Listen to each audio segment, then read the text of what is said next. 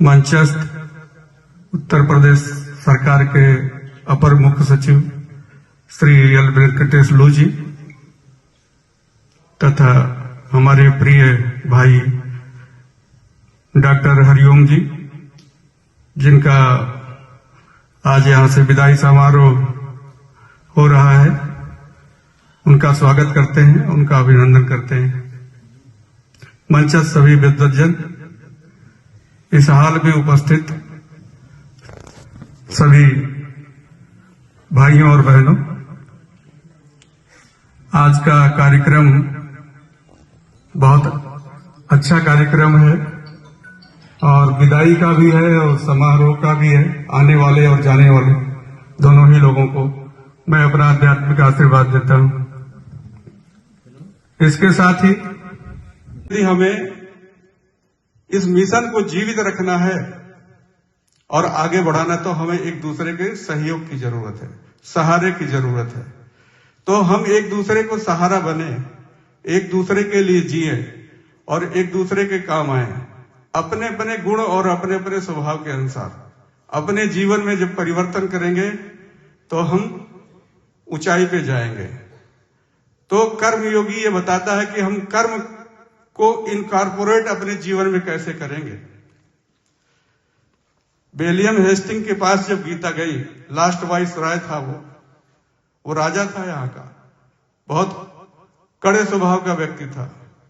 तो पूछा भाई कि आपके यहाँ भारत में धार्मिक बातें होती हैं, धर्म की चर्चा होती है, तो ये धर्म क्या है, व्हाट इज धर्म? तो लोगों ने, यहाँ के जो इंडियन स्कॉलर थे, उन्होंने गीता उसके सामने इंग्लिश में थी, दे दी उसको। तो उसने जब पढ़ा और देखा तो उसने कहा, this is essence of Indian wisdom. ये भारत का एक ऐसा तत्व ज्ञान है, एक ऐसा विजडम है कि भारत अब अधिक दिनों तक गुलाम नहीं रह पाएगा। एक ऐसा अलमीरा है कि इसमें से समय के अनुसार जो चीज की जरूरत है, जिस शस्त्र की जरूरत है, उसे आप निकाल लें और युद्ध के क्षेत्र में खड़े हो जाएं। तो भगवान श्री कृष्ण गीता सुना रहे हैं, बुड्ढों को गीता नहीं सुना रहे हैं, वो अर्जुन को जो गांडी उठा सकता हो, यंग को सुना रहे हैं और उसके बाहों में ताकत दे रहे हैं, प्रेरणा दे रहे हैं। तो गीता यहां से जब हेगल के पास गई यूरोप में, तो हेगल ने पढ़ा तो उसने कहा ये तो जो है एसेंस है भारत का। तो उसने क्या ले लिया, हेगल ने द्वंद्वात्मक थ्योरी ले ली, डायलेक्टिकल मेथड ले लिया। यही गीता जब अमेरिका में गई और उसको वहां के लोगों ने देखा तो उन्होंने कर्मवाद को ले लिया, फ्रॉम नीडल टू मिसाइल। इस गीता को पढ़ करके सुई से लेके वो मिसाइल तक हम बनाएंगे और पूरी दुनिया को चैलेंज कर देंगे। और अमेरिका ने ऐसा ही किया। तो पूरी दुनिया में गीता गई और वहां के लोगों ने, कार्ल मार्क्स ने क्या ले लिया, डायलेक्टिकल थ्योरी ले ली। उसने कहा नहीं, संघर्ष की थ्योरी। तो संघर्ष करने के लिए भगवान कृष्ण प्रेरित कर रहे हैं कि तुम संघर्ष कर, और संघर्ष से एक सिंथेसिस और एंटीथेसिस दोनों निकलेंगे और उससे फिर जो हायर जीवन निकलेगा। तो ये गीता की फिलॉसफी है। गीता कहती है संघर्ष करो और अपने संघर्ष को ना त्यागो, अपने आलस्य को त्याग दो। जीवन में आलस्य नहीं होना चाहिए। छोटी सी बात सुना करके मैं अपनी बात को खत्म करूंगा। एक समय ऐसा आया, जर्मनी 16 हिस्सों में बट गई। क्यों बट गई? क्योंकि वहां के जो फिलॉसफर थे,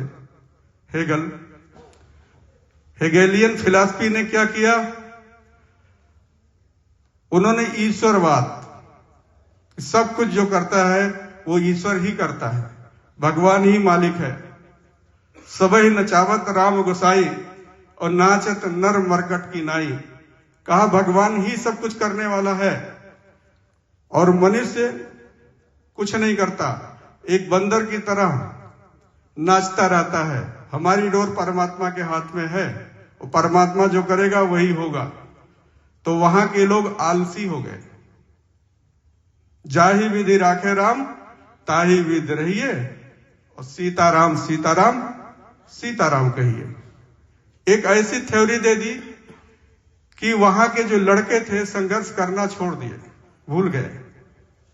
तो जब एक ऐसा आलस्य आया, गरीबी आ गई, जिन जिन देशों से उन्होंने धन लोन लिया उन देशों ने का अपना हिस्सा मांगने लगे। तो 16 भागों में जर्मनी बट गई, और 16 देशों ने अपना जो है हिस्सा मांगने लगे, ड्रा बाउंड्री करने लगे। तो वहां के एक प्रोफेसर थे, उनका नाम था फ्रेडरिक नीत्शे, वो हेगल के ही शिष्य थे। उन्होंने कहा हमारा देश गरीबी, अराजकता और ज्ञान के अभाव में 16 हिस्सों में बट गया, मुझे बड़ी पीड़ा हो रही है। तो उन्होंने बहुत सोचा समझा, लड़कों से पूछते भाई तुम्हारा क्या उद्देश्य है। तो लड़के कहते कि भाई हमारा तो मतलब है अपना कोर्स सिलेबस रटेंगे, पढ़ेंगे और एग्जाम देंगे, बाकी जो भगवान करेगा वो होगा, बाकी हमें कुछ नहीं करना है, मुझे तो परीक्षा देनी है बस। तो अंधकार छा गया वहां। फ्रेडरिक नीत्शे ने क्या किया, उसने एक दिन अपने जर्मनी विश्वविद्यालय से निकल करके चौराहे पे गया, क्रॉस रोड चौराहा था, तो वहां एक गार्ड का पुतला बनाया, एक हाथ में लाठी ली और एक लालटेन लिया, चौराहे पे खड़ा हो गया। तो जैसे लोग आते गए, देखते गए, कल गए प्रोफेसर साहब यहाँ क्या कर रहे हैं आप, यहाँ लालटेन आपके हाथ में, इतनी रोशनी, और ये क्या है पुतला। तो उन्होंने कहा कि भाई ये भगवान का पुतला है। ढेर सारी भीड़ इकट्ठा जब हो गई तो लोगों ने पूछा प्रोफेसर साहब बहुत देर से आप खड़े हैं, बताइए ये क्या है। तो उसने कहा I have killed your God in the cross road of Germany. Germany का भगवान आज मैंने मार डाला। उस पुतले को 20 लाठी उसने मारा, उसी लाठी से। कहा ये जो भगवान निकम्मे, लुच्चे, लावारिस, आलसी लोगों का जो भोजन देता है, रक्षण करता है, जिसकी वजह से ये देश 16 हिस्सों में बट गया। आज जर्मनी के भगवान को हमने मार दिया।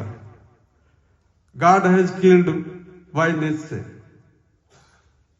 तो कहा अब तुम लोग क्या करोगे, तुम लोग युवक हो, तुम्हारे देश की रक्षा कौन करेगा। अब तक तुम्हारे देश का रक्षा भगवान कर रहा था, अब कौन करेगा रक्षा, बताइए आप। तो उसी में से एक व्यक्ति ने हाथ उठाया, उसका नाम था बिस्मार्क। हमारे यहां भी पटेल को इंडियन बिस्मार्क कहते हैं। तो उन्होंने कहा मैं रक्षा करूंगा, मैं अपना भाग्य का विधाता खुद हूं, मैं अपने देश की रक्षा करूंगा। एक क्रांति आई, एक लहर पैदा हुई, रोमांटिक क्रांति आई, और युग वहां के खड़े हो गए। तो जो लोग उस देश पे कब्जा करने जा रहे थे, उन सभी लोगों को उसने चैलेंज किया और कहा ये तलवार मेरा फैसला करेगी, आप लोग यहां से उठ जाइए, आप लोगों का जितना भी कर्ज है पाई का पाई अदा कर देंगे, लेकिन अपने देश का टुकड़ा नहीं होने देंगे। तो ये अस्तित्ववाद वहां से निकल के आया। उसके प्रेरक देने वाले कौन थे, फ्रेडरिक नीत्शे।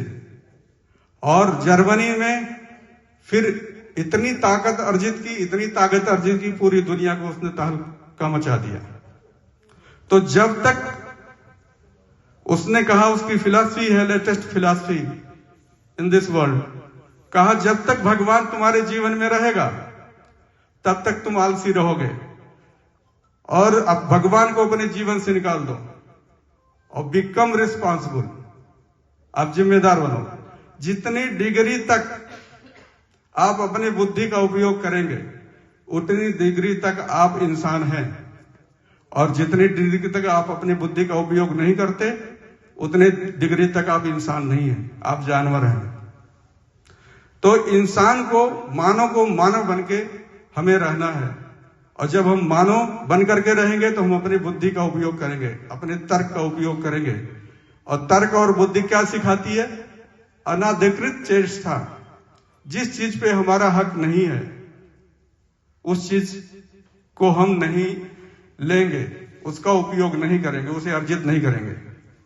यदि ये बात हमारे देश में आ जाए, हम सबके जीवन में आ जाए, हमारा राइट नहीं बनता इस चीज पे, नैतिक हक नहीं है, मैं इसका उपयोग नहीं करूंगा।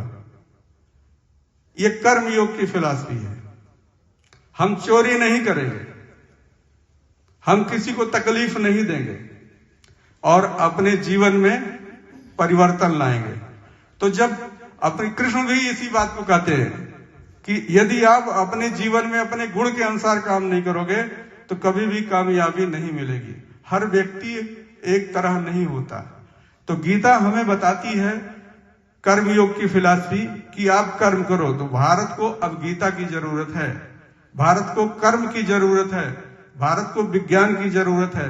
जब भी हम हारे तो ज्ञान के अभाव में हारे। कोई भी देश अपनी अस्मिता को, अपनी संस्कृति को, अपनी सभ्यता को तभी बचा पाता है जब उसके पास ज्ञान होता है।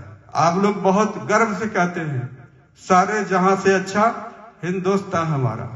कुछ बात है कि मिटती हस्ती नहीं हमारी। रोम, मिस्र, यूनान मिट गए जहां से, तो वो तो आज भी हैं। यूनान भी है, रोम भी है, मिस्र भी है, वो सब हैं। कहने का मतलब उन्होंने अपनी संस्कृति खो दी, उन्होंने अपनी सभ्यता खो दी। सभ्यता और संस्कृति को बचाने के लिए 4 चीजों की जरूरत होती है। हम अपनी संस्कृति का रक्षण तभी कर पाएंगे जब हमारे अंदर ज्ञान होगा। लॉर्ड जीसस जब स्वर्ग की यात्रा करके आए तो लोगों ने पूछा, उनके शिष्यों ने पूछा, क्या उपदेश है मेरे लिए? तो उन्होंने कहा, you go in the society, serve through medicine and education. समाज में जाओ और शिक्षा और दवा के माध्यम से लोगों की सेवा करो। तो उन्होंने ज्ञान को अपनाया और पूरे दुनिया में ईसाई फैल गए, पूरी दुनिया में ईसाई फैल गए। 2 सेवा उन्होंने अपनाना शुरू कर दिया। जहां जहां ईसाई नहीं थे वहां वहां फैल गए। ज्ञान के अभाव में हम अपनी संस्कृति की रक्षा नहीं कर पाते, खो जाते हैं। वो लोग गए आदिवासी इलाके में गए, उनको कुछ पता ही नहीं था, कुछ मेडिसिन दी, कुछ ज्ञान दिया, वो उनके हो गए। ज्ञान के अभाव में हम दूसरे के हो जाते हैं। तो ज्ञानी आदमी, हमारे देश को ज्ञान की भी जरूरत है। फिर दूसरी बात आता है ताकत। जगत में घुसा है बलवान। क्या स्वराज्य, क्या राज्य व्यवस्था है, इसके दरमियान जगत में घुसा है बलवान। हमारे प्रोफेसर डॉक्टर मुरली मनोहर जोशी जी कहा करते थे कि जगत में सबसे ताकतवर, जगत की रक्षा, देश की रक्षा ताकत से होगी। और ताकत नहीं आपके पास रहेगी तो आप अपनी संस्कृति, अपनी देश की व्यवस्था को नष्ट कर दोगे। तो अज्ञान के अभाव में हम अपना संस्कृति खो देते हैं और ताकत के अभाव में भी अपनी संस्कृति खो देते हैं। फिर आती है अर्थव्यवस्था। अर्थव्यवस्था यदि आपके पास नहीं है, आप धनवान नहीं है, तब भी आप अपनी व्यवस्था को, अपनी सभ्यता को खो देंगे। तो ये चीजें बहुत काउंट करती हैं हमारे लिए, और इसके लिए फिर हमें कर्मयोगी बनना पड़ेगा, अपने जीवन में परिवर्तन लाना पड़ेगा, जिसे कहते हैं गुणात्मक परिवर्तन अध्यात्म में। तो अध्यात्म की क्यों जरूरत है? अध्यात्म को सबकी जरूरत है, क्योंकि अध्यात्म ही सृष्टि को, जगत को चलाता है। जैसे बिना शरीर के आत्मा का कोई मतलब नहीं है। हॉक्स ने कहा दिया, बहुत बड़ा फिलोसफर था, उसने कहा नहीं, आत्मा कोई चीज नहीं होती है।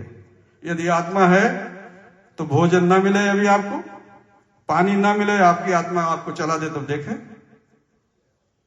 भोजन और पानी के बिना ये आत्मा काम नहीं करती, शरीर भी काम नहीं करती। तो कहा आत्मा को शक्ति देने के लिए भोजन की जरूरत है और पानी की भी जरूरत है। बहुत अच्छी कार है, पेट्रोल ना हो तो कैसे कार चलेगी? चला के दिखा दो बिना पेट्रोल के। तो पेट्रोल की भी जरूरत है, कार की भी जरूरत है, पेट्रोल की भी जरूरत है। इस शरीर को भोजन की भी जरूरत है और सुरक्षा की भी जरूरत है। तो लेकिन जो सारे चीजों को चलाता है, जो सबको करता है, उसी को भगवान कहते हैं, उसी को आत्मा कहते हैं।